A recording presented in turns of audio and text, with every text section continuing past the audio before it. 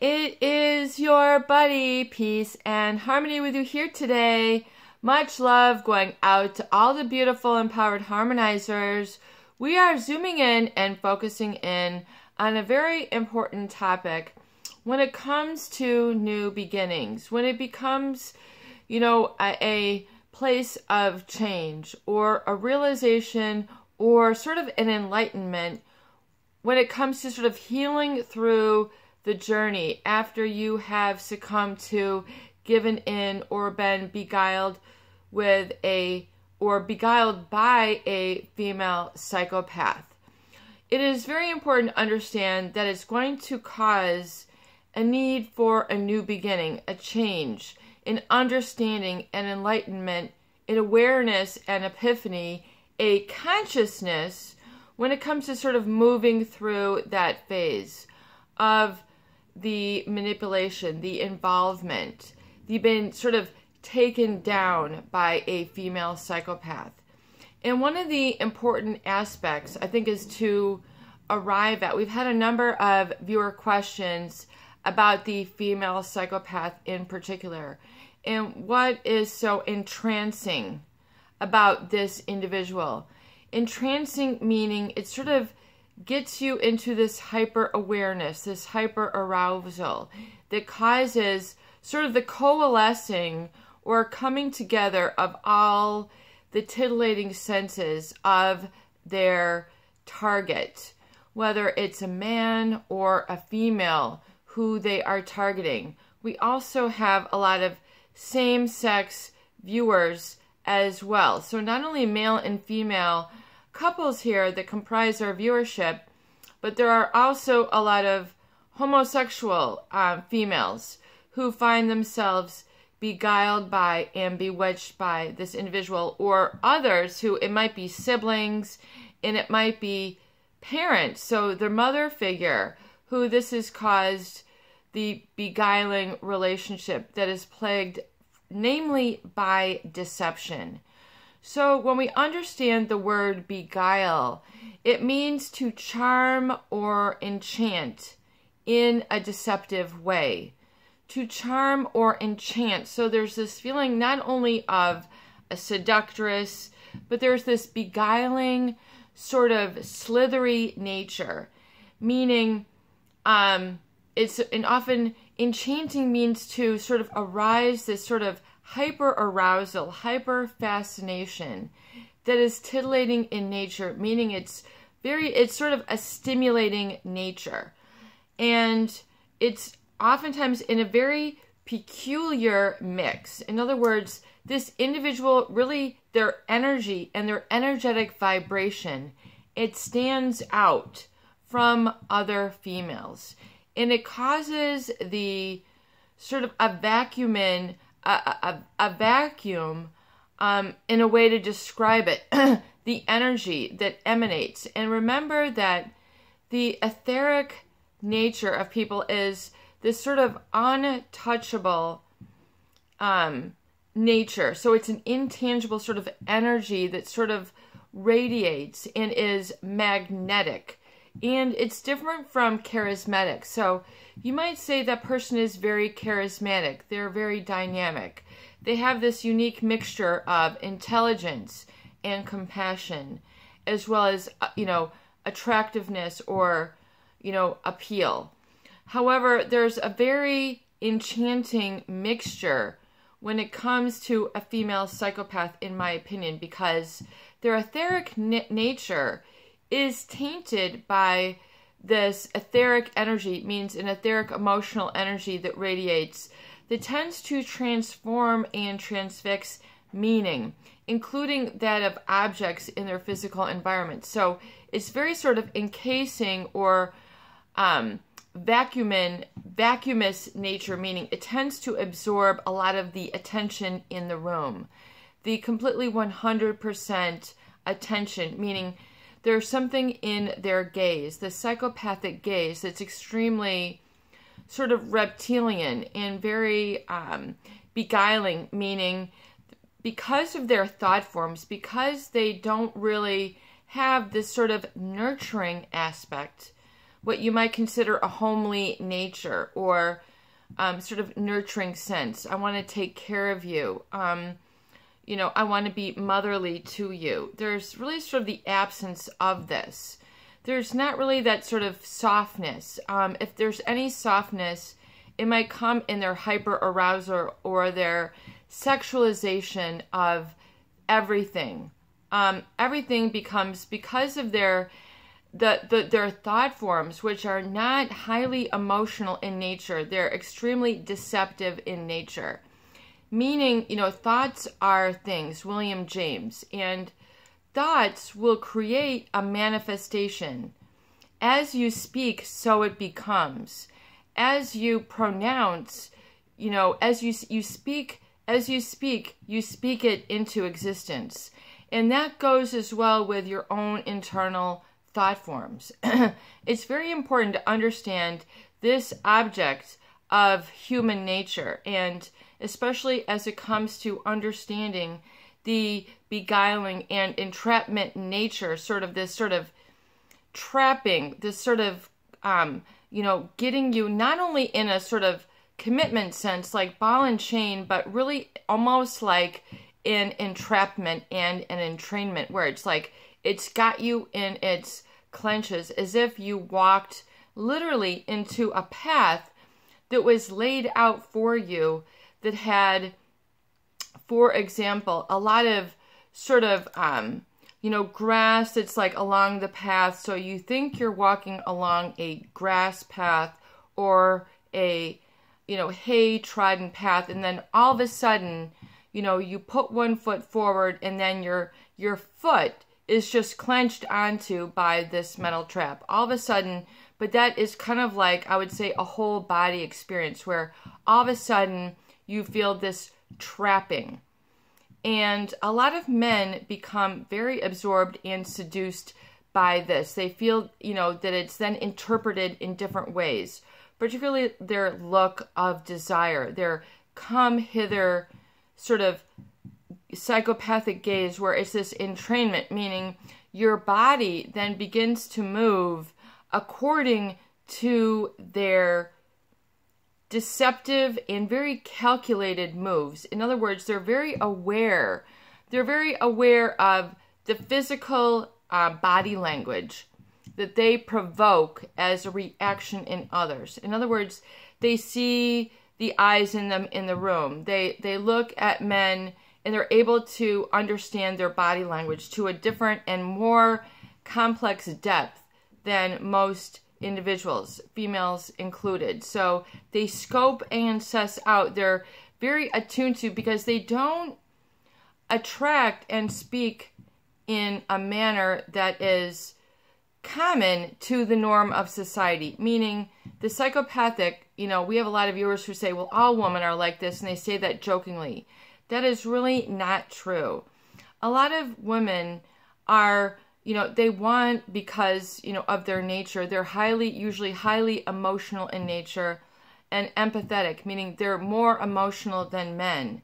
They're not as results-oriented. Men like at ABC, give me an answer. You know, they don't like to get lost in this whole emotional sort of drama. You know, you might have more men who are more self-aware or aware of sort of the emotional aspect, and they're more introverted, or they're more, you know, intellectual, as goes with the whole spectrum of people's individual personality. But it's to understand particularly the beguiling nature, which seems in the front of the personality, which seems, you know, very alluring and really makes you feel like a man.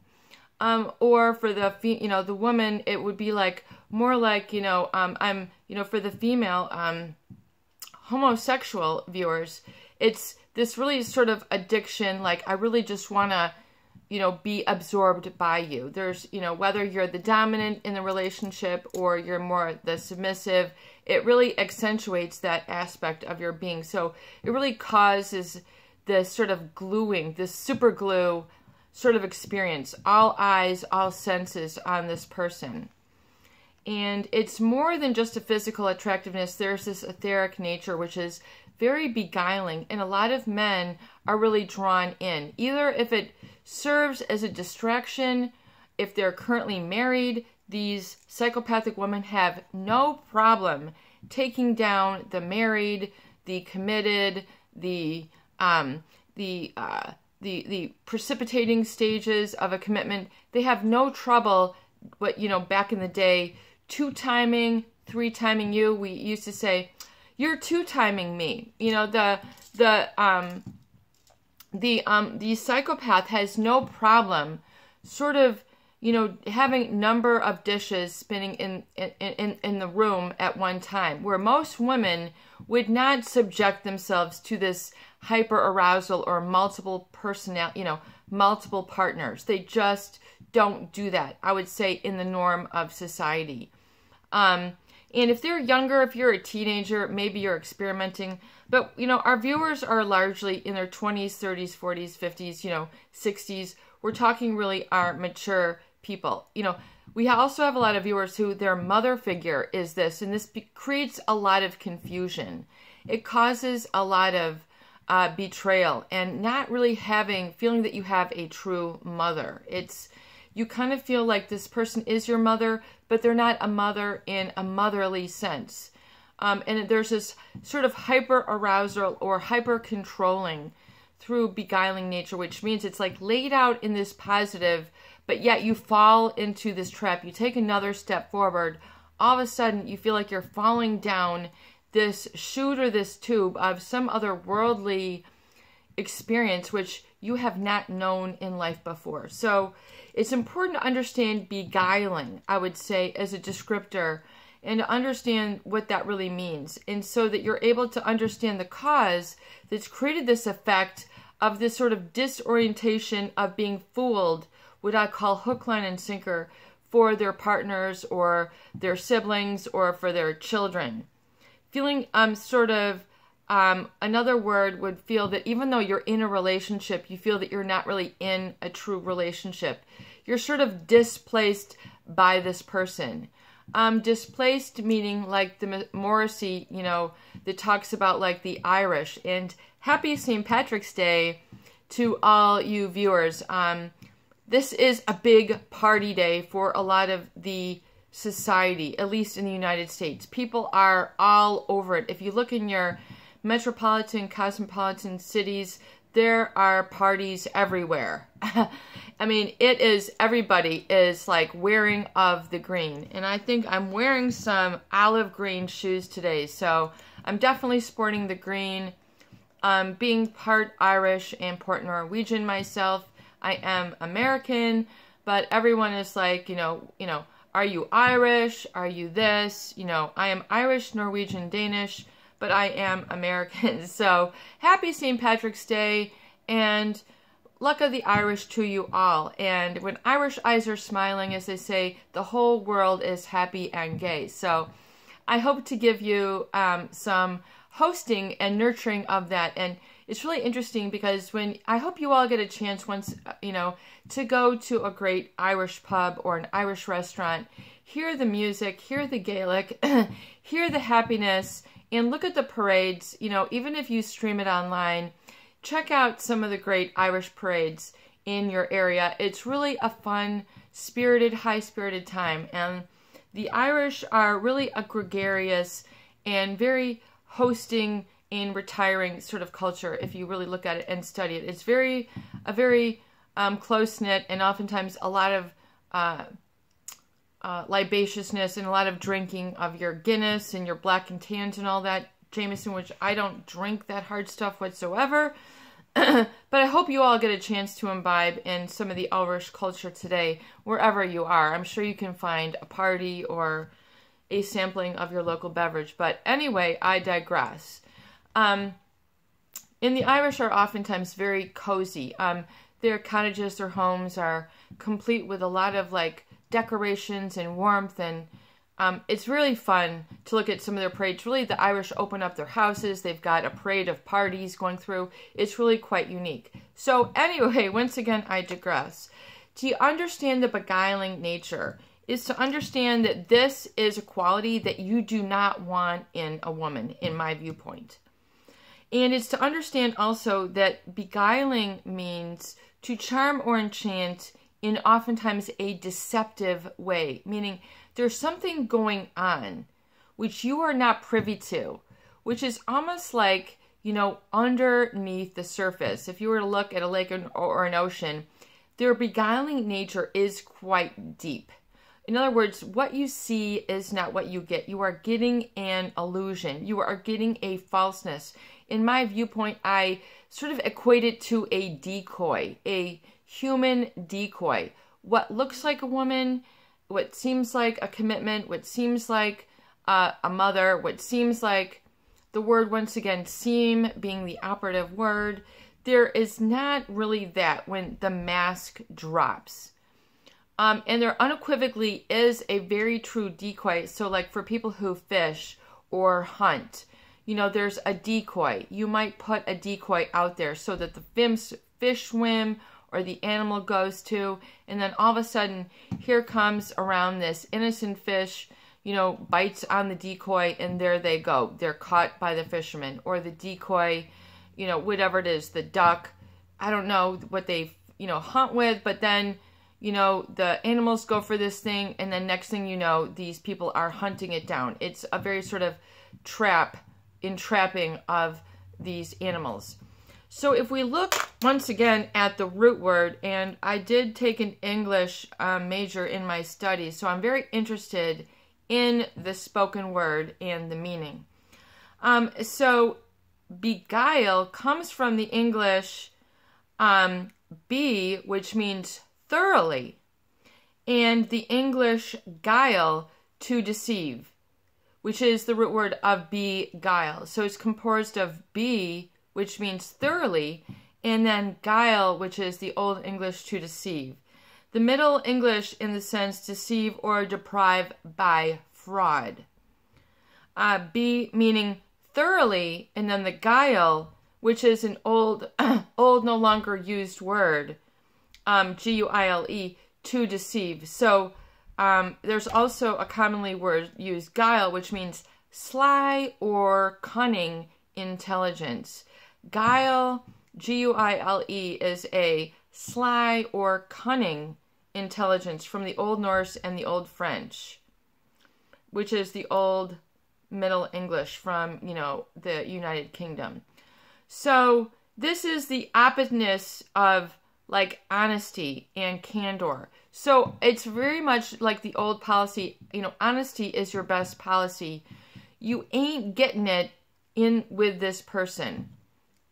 So they are real creatures of art or artifice, meaning cunning, you know, meaning to plant a trap. They're very, one thing to understand about all psychopaths is that they unknowingly, or they are varyingly knowingly different when they are in their teenage years, 18, 19, even 13, 14. If you look at the studies, they're very well aware that they don't attach in the same way that people do. So they're very aware that they have attachment disorder, which is most narcissists and psychopaths have an attachment disorder, which means they don't really sort of get in relationships. They don't have, you know, this sort of bonding. Like you might think of, you know, that might be typified by like a mother and their newborn. You know, there's a bond that takes place. There's a connection. There's, you know, this flood of neurotransmitters, the neurotransmitter that is really sort of elevated at childbirth. The oxytocin levels, you know, the human bonding hormones that are created. So a mother feels very close to their child, and there's this, you know, special sort of bond. Or you might feel when you have an intimacy, you feel, you know, bonded to this person. You have a special connection. That ain't going on with these individuals or with psychopaths in general. But they become very well aware that they don't do this. They don't have a same sort of emotional connection to people. They don't have love in the true sense of love, which is this sort of really heartfelt connection, which is the absence of, no matter whether, you know, you're healthy or for sick, you know, here for there, you know, they don't experience that. They don't have the same emotional connection of the heart. So they don't connect emotionally. And that intrudes all abstract. So they don't really, they're very separate from, they're very outside of, they're very, as a psychopath might explain it, it's a very cold, you know, ice running through the vein seduction. In other words, because this is just how they are, this is just what they do. They mimic and they put on a show, they put on a appearance as if they are in these relationships. So they are your best performers. A lot of people might say, wow, they are really good, quote unquote, about a psychopath. Like, they're really good at hiding things, you know, and they're hyper aroused. So oftentimes more sexual than is healthy. And not even so just the sexual addiction, but addiction to control, using seduction to control. You know, like laying in the lion's den. Next thing you know, you're in bed with a female lion, a intraspecies predator. Meaning that they are like that old song, maybe it was about this, she's a man eater. What was that, you know, was that Hall & Oates, she's a man eater, you know, very much so, just like you might, and it, you know, the term by Dr. Robert Hare, intraspecies predator, is truly what you're getting, and it is truly scary to be taken off your life track by this individual, unequivocally. So it's to understand that they have an ingenuity. They have this sort of, you know, weird sense that they are able to have this sort of consuming nature about them, where they consume others. So if you're feeling very depleted, very much like your head is spinning, you feel very disoriented. How can I get my life on track? I am ruined emotionally. Most men, you know, don't, you know, encounter this degree of being hyper aroused and having their boundaries violated. In other words, through their high risk behaviors, doing it in places where you would normally go. In other words, you're a man of self-respect, and next thing you know, they're sending you texts or pictures or taking you into public places where they're seducing you and you're aroused when you should not be. It's this, then it, you know, there's this addiction energy which becomes like, I have to have you. And you'll do anything, you'll drop anything, you'll, you know, get this inattentiveness. So it's very important that you extract yourself and understand that this is the cause, this sort of, you know, this beguiling nature that a woman will engage in, oftentimes just as part of their entertainment or amusement.